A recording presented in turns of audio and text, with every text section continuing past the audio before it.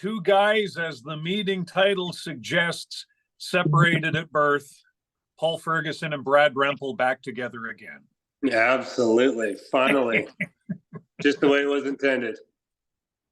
You know, maybe other than our love of country music, that might be about where the similarities end. You know, here you are, looking good as always. You and I have had a lot of chat. We've got a lot in common, honestly. So from our boys to trying to run, I got to start running again though, because I was talking to Stu from the Rec Laws, and he said he sings the entire show while boxing, hitting a punching bag while doing their entire set.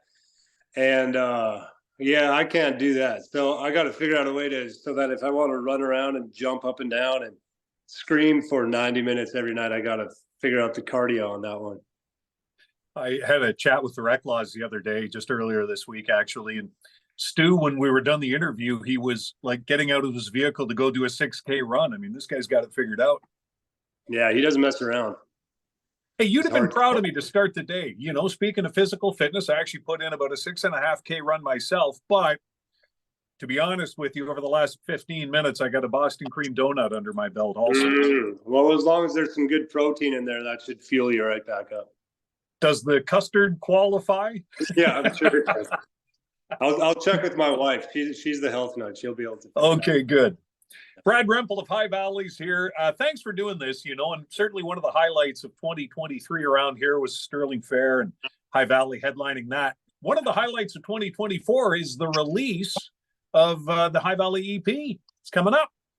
Yeah, February 2nd, it's a big day. We've been teasing some of these songs, Bye Boy Baseball, and not yet. It's just been cool to see the response already. And I love, me, I love writing songs. I love putting out the music. I don't like any of it to just rot on my laptop. I like people to hear these things. So it's really exciting for me. How many songs do you got sitting on that laptop? Whew. I've been writing, as a job, I guess you could say, for 16 years. So legally, I think I was obligated to write at least 36 a year. So there's probably 1,000, roughly 1,000. Wow. And some of them really suck. A lot of them are horrible. I can promise you that. Well, I'm not sure suck would be the descriptor. Maybe it's not necessarily your favorite song, but I think art is art, Yeah. Well, tell that to High Valley in 1997 when we picked our recording studio by the guy that recorded the Co-op card lock commercials and St. Isidore Co-op, and we're like, man, if that guy can record the Co-op commercial, let's do an album. So that's where we got our start. What's funny about the start, and I was reading a little bit, the record label sends me releases, on what's up with you guys. And there's a particular line in one of the releases that jumped out to me, and it talked about 25 years in this business. And I actually stopped. It caused me to pause for a minute. And I thought, did I sleepwalk through this? Or, have I aged 20 years and didn't realize it? But you guys have been at this 25 years. Yeah, and that's being, technically it's been 27 years, but the first couple of years we didn't record anything. But yeah, it's been a long, and I don't want anybody to hear those Silver Anniversary Edition albums. That's for sure. You can start in about 2009, and we'll call that good. And even that is 15 years, right? So it's been a minute since Paul Brandt forced his hand. I don't know. Have you ever heard the story of how we got on the CCMAs? Well, I have, but what I would love is, I always assume we've got new audience, so I'd love you to tell the story again. Yeah, well, if you don't know, all of these award shows or any of the good ones like the CCMAs, they have other opportunities because there's only going to be 5-10 artists that get to be on TV that night. So there's the showcase for this and the new artist this and the they used to have the bluegrass showcase and the gospel showcase and all these. So we applied for everything and we didn't get in. We didn't get into any of the showcases, the songwriter showcase and all this stuff. And this is 2009. We've been a band now for 12 years at this point. Well, Paul Brandt heard us had heard us the year before, and the CCMA wanted him to host the award shows in Vancouver at the Canucks Arena. So he gave an ultimatum and said, I will only host the award show if you let Highvalley perform. And I thought he meant like perform at a showcase, but he meant perform on TV. So we skipped like level 1, 2, 3, 4, and jumped all the way to performing with Paul Brandt on the award show on TV. And I think we had like 5 Facebook followers that morning and a couple thousand that night, just from, Wow. Paul Brandt introducing us to the world. So that was, that's the kind of guy Paul is, and he's always been there for us. And literally, without that, I may have never met you. This might not be. None of this is happening. So kudos to him. Well, one of the branches of your career, though, has you creating opportunity for artists as well. It's not like you haven't turned around and helped out the next one in line, not to steal Tim McGraw's Humble and Kind lyrics or anything, but. Well, I try and help, and I mean, part of it is not even me being a nice guy. It's just me having a lot of songs and wanting people to record them. That kind of helps the network, me dishing these songs out there. But that's what's cool about Tim and the Glory Boys getting to be the opening act on this tour that we start literally on February 2nd is, I write songs for them. Now I manage them. Now we're touring together. And those guys are impressive. They're talented. They're hilarious. And it should be a really good package because I think our fans are the same fans. Yeah, well, our cool 100 listeners are going to get the chance to win their way into that show, which is awesome. And if I'm not mistaken, I believe that's coming up on the Leap Day, February 29th up in Toronto. Yeah, it only comes around once every 4 years, unlike the Facebook video where I said it only comes around once every 1 year, and everybody's roasting me for that. So apparently I got my merch mixed up a little bit on that video. But that show's coming up in Toronto, Feb 29th. If you don't win your tickets here, certainly you can pick them up and go see Highvalley and Tim and the Glory Boys. And boy, what a night that's going to be. Now, let's shine a light again on the new record, Small Town Something, that comes out the very same day the tour begins. February 2nd, it's Groundhog Day. So if Brad Rempel comes out of the gym and sees his shadow, he puts out an EP. Yeah, that's exactly how that works. I'm glad you pointed it out. Speaking of the gym, there's a song on the record called Bye Boy Baseball. And I have been coming out of a lot of training facilities for baseball over the last, it's baseball season heating up again. So my son's always in the batting cage or on the pitcher's mound. And, I'm not running for prime minister, but if I was, I think my campaign would be Bye Boy Baseball instead of an iPad.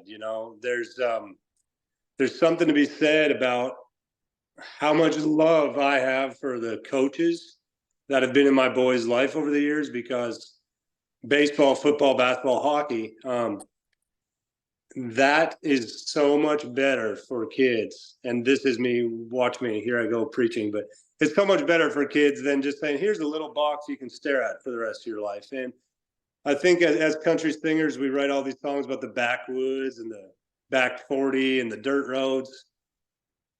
But I feel like we kind of forgot in the last decade maybe to actually pass that on to the next generation about literally getting outside. It's kind of this lost art. Like we think maybe we don't need that anymore. So hopefully this song inspires a few people to get their kids outside. I hope it does too, because I was lucky enough to grow up in a rural area. We had lots of property, and kind of the back 40 was your playground. And yeah. I recall when I was young, it seemed at times like such an inconvenience that all my friends were in town and I didn't get to see my friends as much because I was out here. Now, as an adult looking back, man, would I love to be able to go back to that property and just sit in a lawn chair and stare at the hills. Yeah, I know. And it's like, I get it that everybody's living in myself. I live in town. It's just about making that effort. It's good for your mental health. It's good for your physical health, just to get some fresh air. And it's not lost on me that this is the first generation that's going to grow up literally of having a device in their hands since they were born, right? And I don't, my son's 15, my oldest, he's the last probably teenager on the planet to get a cell phone, and he got one. And and we leave it in the kitchen. And I told him growing up, I had a phone in the kitchen. It was mounted to a wall. And if it rang, you answered it.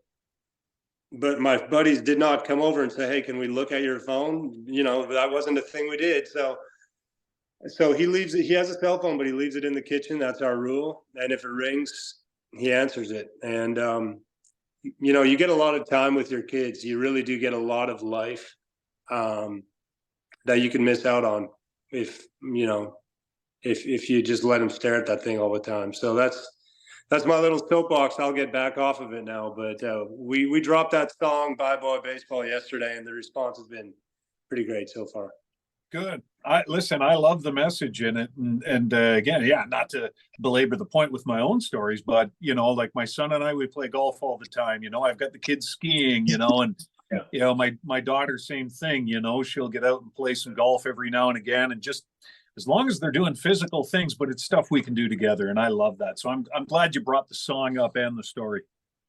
Oh, thank you. So what other little nuggets do we got on that EP? If I had to go find a song on there right now, we've got Small Town Something. It's the single and it's doing great at radio, title track on the EP. But if you wanted me to go find a song on that right now, or when it comes out, what's that song? There's a song called Not Yet that I think is kind of like the sequel to Young Forever, because Young Forever was about me kind of begging my kids to stay young forever as if that's possible.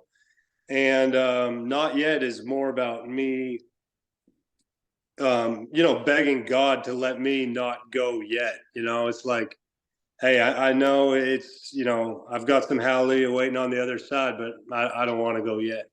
And yeah, it's just the sequel to Young Forever. It's Brad Rempel. I've always been a little obsessed with trying to live forever, and I know that's impossible this side of heaven, but you're always going to hear songs about faith, family, and country on a Highvalley record, and this one's no different. Yeah, well, this record's also bit of a thank you to the fans, right? You know, and I know earlier we talked about 25 years of Highvalley, and that's you know, I mean, and what's scary to say 25 years later is that the best may very well be yet to come for Highvalley, but this is kind of a look back and a thank you to the fans. Yeah, it definitely is. Counting Them Up is a song on this EP that's, you know, obviously we're in a special situation where we should be thankful, and we have so much to be thankful for. And often it's people in positions like myself that are some of the most ungrateful people, right? And they take to social media to complain about how, you know, maybe somebody didn't give them whatever award or something. But then there's all our fans out there, and I know we all have stuff to be thankful for. And we just tried to write that song as an anthem for everybody. I think if you wake up in the morning and count your blessings, it's amazing what a different kind of day that's going to be than a day when you wake up in the morning and complain about what you don't have. So easier said than done, but that's something we've always kind of practiced with our kids, and we tried to write that down in a song to share with everybody. Right on. Congrats. EP coming out February 2nd, Small Town Something. And the tour gets going at the same time, man. When you do things, you do it big. Man, well, you know, like I was telling you off air, this will be the longest I've ever been away from my family in my life. We've been married 20 years and never done more than 13 days, never made it 2 weeks apart. And this will be, you know, almost a month. So it's going to be crazy. So, you know, I'm going to miss them like crazy, but we know that this is such an exciting opportunity, and they're very supportive of me going on this tour, and we're going to, you know, make the most of it. It's going to be amazing. And it's like farming. You work all year, and then you've got those few weeks of harvest, and that's what February is for Highvalley. You know, we've been planning this tour for a year, and now it's time to go out and actually do it.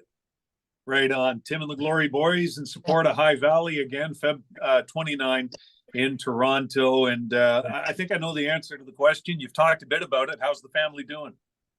They're doing great. You know, my younger son became a country music fan since we last spoke. I always said it was all hip hop and rap. And thanks to these new, like, cool kid, don't quite tune your guitars and sing really slow acoustics, he's into all that stuff. So like he loves Zach Bryan, but then he loves like the 10th and 20th and 30th and 50th version of Zach Bryan. He loves anybody with just an acoustic guitar with slow artsy songs. That's what he loves.